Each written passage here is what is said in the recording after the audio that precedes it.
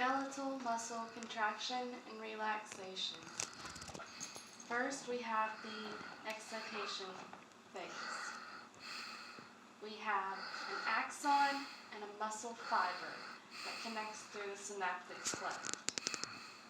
First, we have an action potential that's going to come down the axon into the axon terminal, where we have synaptic vesicles that are carrying ACH. We have captain calcium, which will come through the voltage gates here and into to collect the ACH. So the calcium will enter the axon terminal and give a command. The command is for the ACH to be released in exocytosis. The synaptic vesicle filled with ACH will be released. The ACH will act as a key to open the ligand gates down here. And once they are opened, these ion channels will allow Na to come inside the muscle fiber. So sodium ion into the muscle fiber. And it will run the length of the muscle fiber and depolarize. Next, we have the excitation and contraction coupling phase. So along the sarcolemma, the action potential will run both ways until it meets a T-tubule. The T-tubule will pull in the action potential and it will bring it down here where it's going to be seeing the sarcoplasmic reticulum, which carries calcium as well, but this is a different one than captain calcium. It's cousin calcium.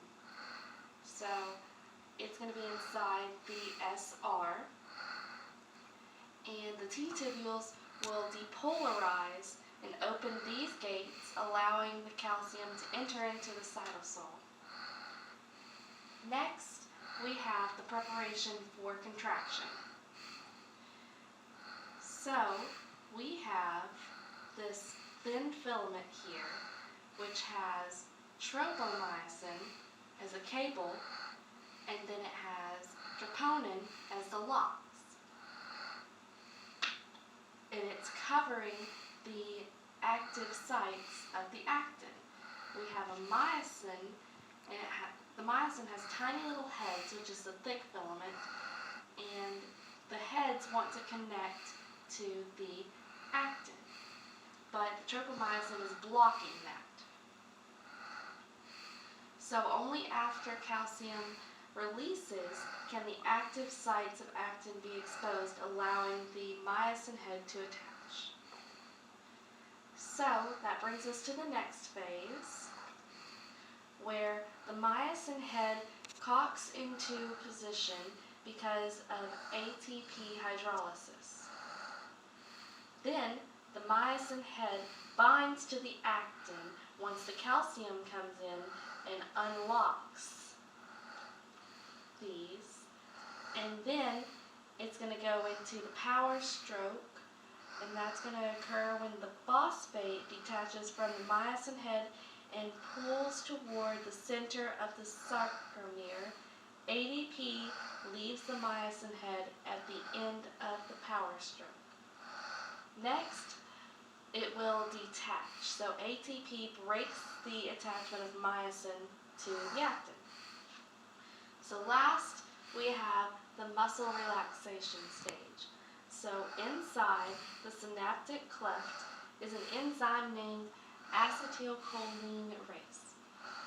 This will break down the ACH, and after broken down, it will be returned back to the axon terminal. The sarcolemma returns to its resting membrane and stops the action potential. Calcium are pumped back into the SR, this is cousin calcium we're referring to, and returns the calcium back to normal resting levels. The troponin shifts and pulls tropomyosin back into locking position, blocking the active sites of actin, and muscle relaxes. So that is how we have skeletal muscle contraction and relaxation.